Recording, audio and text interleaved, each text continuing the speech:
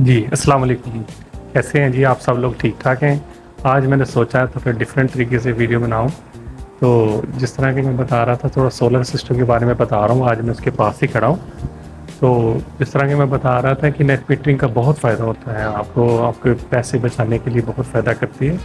तो उसमें जैसे कि इसमें अगर हम देखा जाए कि ये किस तरह कैलकुलेशन होती है, तो उसमें ये होता है कि जो हमारे दिन के औकात होते हैं, उसमें जो हमारे यूनिट्स ऑफ पीक यूनिट्स जो होते हैं, वो हमारा एक्सपोर्टेड यूनिट के साथ 1 बाय 1 के हिसाब से कट जाते हैं। यानी कि ऑफ पीक टाइम में आपने जितने भी यूनिट्स इस्तेमाल किए हैं, वो सब के सब आपकी 1 बाय 1 के साथ कट जाएँगे कि एक यूनिट आपने एक्सपोर्ट किया और एक इंपोर्ट किया बराबर हो जाएँगे। लेकिन जो पीक आवर्स होते हैं, जो कभी 6 से 10 होते हैं, कभी 5 से 9 होते हैं, वो डिपेंड करता है कि कौन-सा साल चल रहा है। तो उसमें फिर ये कि वो आपके 1 बाय 1 कटते नहीं बल्कि उसकी कैलकुलेशन होती है क्योंकि उसका रेट फ़र्क होता है। तो होता ये है कि वो उस वक़्त 48 रुपए के हिसाब से पीक आवर्स का जो रेट होता है, वो उसके हिसाब से कटते हैं। उसकी कैलकुलेशन की जाती है जैसे 200 यूनिट्स हैं तो उसको 48 से मल्टीप्लाई करके प्लस टैक्स डाल के तो वो आपकी एक अमाउंट बनेगी। और जो आपके एक्सपोर्ट यूनिट जो दिन वाले माइनस करके जो एक्स्ट्रा आपने एक्सपोर्ट किए हैं उनकी कैलकुलेशन होती है वो 27 के हिसाब से कैलकुलेट करके तो उसका भी अमाउंट बनाई जाती है, फिर उन अमाउंट्स को डिडक्ट किया जाता है। तो आप सादा अल्फाज में समझ लें कि आपको पीक आवर्स ख़त्म करने के लिए आपको डबल या डबल से भी शायद ज़्यादा एक्सपोर्ट करने पड़ेंगे यूनिट। यानी कि अगर आपने 200 यूनिट पीक आवर्स में यूज़ किए हैं तो आपको 400 या 450 यूनिट एक्सपोर्ट करेंगे नॉर्मल वाले, तो फिर आपका बिल ज़ीरो होगा, अदरवाइज़ आपका बिल ज़ीरो नहीं होगा। अच्छा, एक मैं चीज़ इसमें बताता चलूँ कि देखिए नेट मीटिंग हमारे लिए बड़ी ज़रूरी है क्योंकि सिर्फ बात पैसे की नहीं है।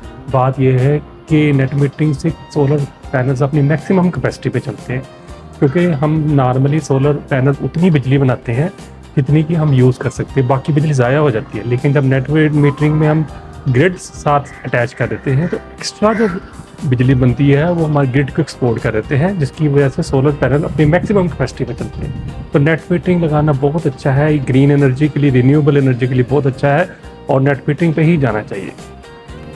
खर्चे का हिसाब बताऊँ तो मेरा जितना भी खर्चा आया था अभी, हालांकि मैंने जब ये लगवाया था उस वक्त सोलर के रेट बहुत हाई थे, आज से 3 साढ़े 3 साल पहले। उसके बाद रेट डाउन हो गए हैं तो मेरा सिस्टम काफ़ी महंगा लगा था, जो आजकल के मुकाबले में महंगा है, लेकिन मतलब कि आज उससे काफ़ी कम कीमत में लग सकता है। तो लेकिन इवन देन मैं आपको बताऊँ कि मैंने अपने 2.5-3 साल में अपने सारे पैसे पूरे कर लिए और अल्हम्दुलिल्लाह काफ़ी महीनों से मैं जो भी बिजली यूज़ कर रहा हूँ ऑलमोस्ट मुझे फ्री है, क्योंकि ये सारा सोलर सेटअप, ये इन्वर्टर्स, ये बैटरीज जो आपने देखी हैं, ये मुझे फ्री में पड़ रही है। नेट मीटरिंग का बहुत फ़ायदा है, सबको लगवाना चाहिए। ये अच्छी पॉलिसी थी, जिन्होंने तो यूज़ कर ली है अच्छी बात है, जो नहीं कर सके उनको भी कोशिश करनी चाहिए। और अगर कल को नेट मीटरिंग फ़र्ज़ करें फुल बंद भी हो जाती है, तब भी आप इसको बैटरियाँ लगा के अपने सोलर पैनल इन्वर्टर्स को आप यूज़ कर सकेंगे। सिर्फ ऑन ग्रिड इन्वर्टर का आपको इशू होगा, अदरवाइज़ अगर आप हाइब्रिड इन्वर्टर लगा लेंगे तो वो आपका नेट मीटरिंग बंद होने के बाद भी आपका वो उसी तरह बैटरी को चार्ज करने के लिए इस्तेमाल होता रहेगा। आप बैटरी बड़ी पावर की लगा सकते हैं। इस सोलर पैनल्स तो आपको होने ही है फ़ायदे, इसलिए सबको सोलर की तरफ आना चाहिए। सोलर का बहुत फ़ायदा है और मेरे हिसाब से अगर आप अफोर्ड नहीं कर सकते तो अगर कर्ज़ा लेके या कोई बैंक से छोटा मोटा कर्ज़ा लेके भी इंटरेस्ट पे, मामूली से इंटरेस्ट पे, तब भी सोलर लगाना आपके लिए बहुत बेनिफिशियल है और इवेंचुअली आपको ये फ़ायदा ही देगा। अच्छा, एक बात मैं बताता चलूँ कि ये लोग आप अक्सर सुन रहे होंगे नेट मीटिंग बंद हो गई है, इसके यूनिट चेंज हो गए हैं या अब ये हो गया। यकीन जाने 3 साल से ऊपर हो गया है मैं भी रोज़ ये बातें सुन रहा हूँ, लेकिन हकीकत ये है कि अभी तक मेरा टैरिफ वही है जो आज से 3 बल्कि 3 साढ़े 3 साल पहले था। कोई फ़र्क नहीं पड़ा और अगर आइंदा ये बढ़ भी जाता है तो फिर भी मैं सबको मशवरा दूंगा कि आप लोग फिर भी नेट मीटिंग की तरफ जाएँ। अच्छा, एक और चीज़ मैं बता दूँ आपको कि इसका कैलकुलेशन नेट मीटिंग की इस तरह से होती है कि 3 महीने के बाद हिसाब होता है, मतलब साल में 4 दफ़ा होगा क्वार्टरली बेस पे। तो अगर आपका पहले महीने अगर आपकी एक्सपोर्ट ज़्यादा है, इंपोर्ट कम है, तो वापडा वाले आपको कोई बिल नहीं बना के भेजते, जस्ट इन्फॉर्म कर देते हैं कि आपका इतना यूनिट आपने कंज्यूम किए हैं और बिल कोई नहीं बनाएंगे। तो इसी तरह 3 माह तक चलता रहेगा। लेकिन अगर आपका पहले महीने ही अगर आपके यूनिट ज़्यादा इस्तेमाल कर लिए और एक्सपोर्ट कम है तो वो उसका बिल बना के भेज देंगे, अदरवाइज़ वो नहीं बेचेंगे।